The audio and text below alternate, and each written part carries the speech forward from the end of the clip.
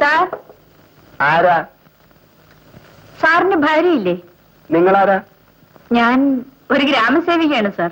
ശരി, അകത്തേക്ക് വരൂ.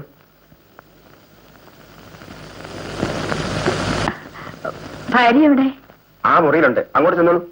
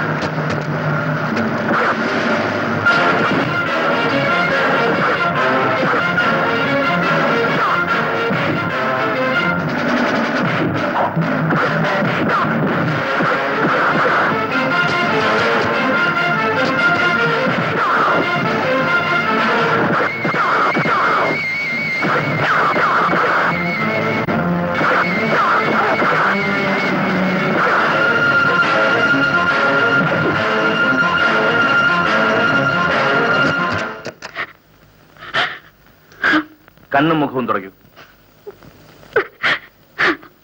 തന്നെ മറന്ന് സേവനത്തിന് ഇറങ്ങിയാൽ ചിലപ്പോൾ നഷ്ടപ്പെടുന്നത് തിരിച്ചു കിട്ടിയെന്ന് വരില്ല.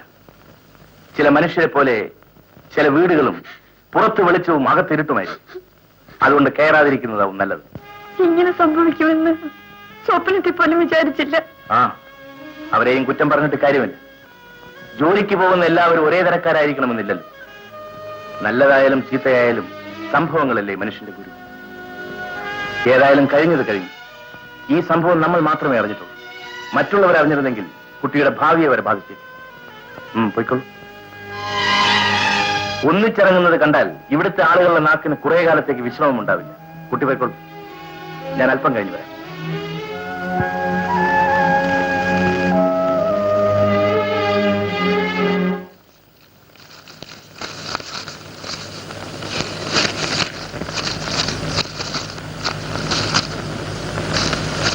വല്ലതും കിട്ടിയോടോ മോനെ? കിട്ടി. 6 പിശുക്കത്തി. 5 പൈസയും 10 പൈസ അല്ലാതെ ഒരു നോട്ടിന്റെ കഷ്ണം പോലും ഇതിലിട്ടിട്ടില്ല. നീ പറഞ്ഞത് നേരാ. 2 ദിവസമായിട്ട് ഞാൻ അവളുടെ കാല് നക്കാത്ത കുറവേ ഉള്ളൂ. ഇത്രയും വലുതാക്കിയതിന്റെ നന്ദിയെങ്കിലും വേണ്ടേ? അത്രയൊന്നും പറയണ്ട. വിത്ത് മുളച്ചാൽ താനെ അങ്ങ് വലുതായിക്കോളും. ജോലിക്കുള്ള ആപ്ലിക്കേഷൻ നേരിട്ട് കൊണ്ടുപോയി കൊടുത്ത് ഇന്റർവ്യൂവിന് കൂടെ പോയത് ഞാനാ. ആ നന്ദിയെങ്കിലും എന്നോട് വേണ്ടേ? എന്ത് ചെയ്യാനാ, ഒക്കെ തലവിധി തന്നെ. ആട്ടെ, നീ വരുമ്പോ അച്ഛൻ ഇച്ചിരി വാങ്ങിച്ചോണ്ട് വരണേ. ശരി. ഒന്ന് ചുമ്മാ തിരിയുന്നേ, എനിക്ക് തന്നെ തികയില്ല.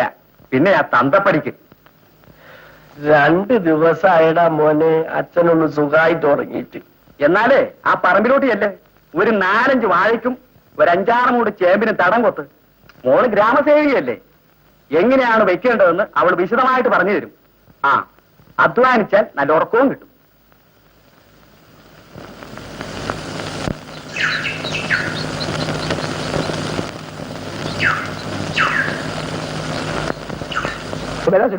പാപ്പയുണ്ട് അവിടെ? പാപ്പയാ? നമ്മുടെ വീട്ടിനെ പറ്റി എന്തൊരു അറിവാ.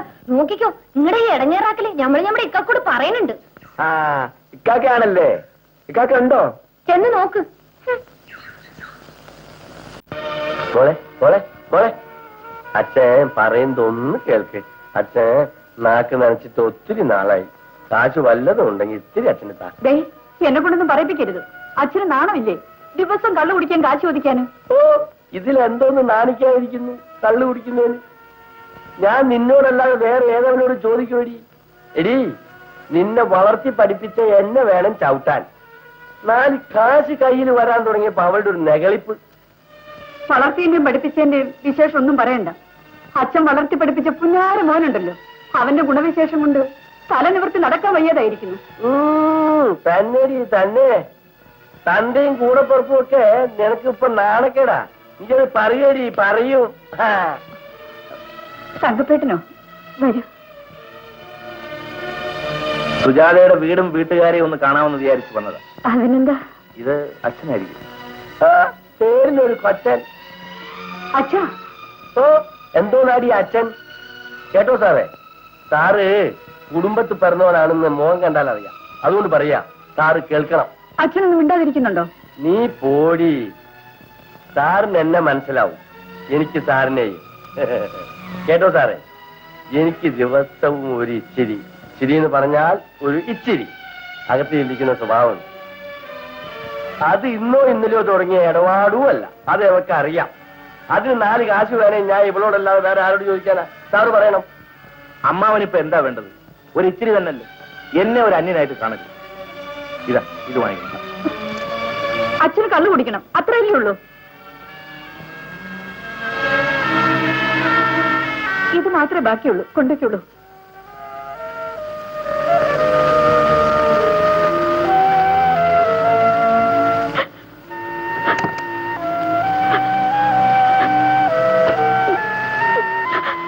സുജാതയിൽ നിന്ന് ഞാനിതൊട്ടും പ്രതീക്ഷിച്ചു.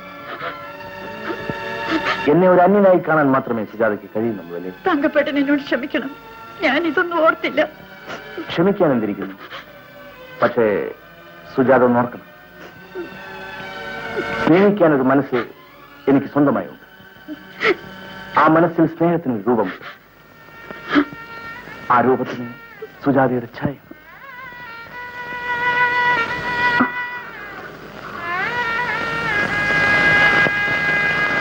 സുജാതയ്ക്ക് ഇഷ്ടമില്ലാത്ത കാര്യമാണോ ഞാൻ പറഞ്ഞത്? ഞാൻ പറഞ്ഞത് തെറ്റായി പോയെങ്കിൽ എന്നോട് ക്ഷമിക്കണം. ശരിയുടെയും തെറ്റിന്റെയും കാര്യമല്ല ചേട്ടാ, എന്നെ കുറിച്ച് ഒന്നും അറിയാതെ. അറിയാൻ മാത്രം എന്തിരിക്കുന്നു? സുജാത ഒരു സ്ത്രീയാണെന്നും അടക്കമുള്ളവളാണെന്നും ഒരു ജോലിയുണ്ടെന്നും അച്ഛനും അനിയനും ഒക്കെ ഉണ്ടെന്നും ഞാൻ മനസ്സിലാക്കിയിട്ടുണ്ട്. അത് മാത്രം അറിഞ്ഞാൽ പോരെ, എന്റെ കഴിഞ്ഞ കാലം ചേട്ടനറിയണം. ചേട്ടനറിയാമോ, ഞാനൊരു മനുഷ്യനെ സ്നേഹിച്ചിരുന്നു. ഇനി ദിവസവും സുജാതയെ കാണാൻ പറ്റില്ല. എന്റെ വീട്ടിലേക്ക് ഇടയ്ക്കിടയ്ക്ക് വന്നൂടെ? അത് വേണ്ട. എന്നേക്കുമായി സുജാതയെ എന്റെ വീട്ടിലേക്ക് കൊണ്ടുവരണമെന്നാണ് എന്റെ ആഗ്രഹം. അത്രയ്ക്ക് ഭാഗ്യം എനിക്കുണ്ടോ? ഇനിയും സംശയമോ? 2 ദിവസത്തിനകം ഞാൻ നാട്ടിൽ പോകും. എന്തിനാണെന്നോ? നമ്മുടെ വിവാഹം തീർച്ചപ്പെടുത്താൻ, അച്ഛനെ ഇങ്ങോട്ടയക്കാൻ.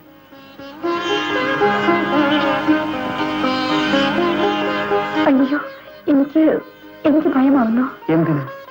സ്നേഹിക്കുന്നതിനോ ഞാനിങ്ങനെ കെട്ടിപ്പിടിച്ചതിനോ? രണ്ടെന്ന് വിചാരിച്ച് ഞാൻ ഇതുവരെ പെരുമാറിയിട്ടില്ല. ഈ ഒരു സ്വാതന്ത്ര്യം ഉപയോഗിച്ചതും സുജാത എന്നെ വിശ്വസിക്കുന്നു എന്ന ധാരണയിലാണ്. അയ്യോ, വിശ്വാസക്കുറവ് എനിക്കുണ്ടെന്ന് ഞാൻ പറഞ്ഞില്ലല്ലോ. പിന്നെ ഒരു പെൺകുട്ടിയായി എനിക്ക് നഷ്ടപ്പെടാനുള്ളത് ഇത്തരം നിമിഷങ്ങളിൽ നഷ്ടപ്പെടുമെന്ന് അല്ലേ? എന്തൊരു വല്ലാത്ത ചിന്താഗതിയാണ് സുജാതയുടേത്. ഞാൻ അല്പം പോലും ആലോചിക്കാത്ത വഴിക്കാണ് സുജാതയുടെ ബുദ്ധി പ്രവർത്തിക്കുന്നത്. ആട്ടെ, ഒന്ന് ചോദിക്കട്ടെ, ഇഷ്ടപ്പെട്ടവന് എന്തും കാഴ്ചവെക്കുന്നതിലല്ലേ ഒരു സ്ത്രീയുടെ ആഗ്രഹം മുഴുവൻ? അതെ, പക്ഷേ എന്ത് പക്ഷേ? സമൂഹമല്ല സുജാതയെ വിവാഹം കഴിക്കുന്നത്, ഞാനാണ്. ഒന്നും ആഗ്രഹിക്കുന്നില്ലെങ്കിലും സുജാത വിശ്വസിക്കുന്നോ ഇല്ലയോ എന്നെനിക്കറിയണം. അയ്യോ, ഞാൻ പറയൂ, വിശ്വസിക്കുന്നോ? വിശ്വസിക്കുന്നു. പക്ഷേ ഒരു പക്ഷയുമില്ല. ഈ വിശ്വാസം അരക്കിട്ടുറപ്പിക്കേണ്ടത് ഇന്നെന്റെ ആവശ്യമാണ്.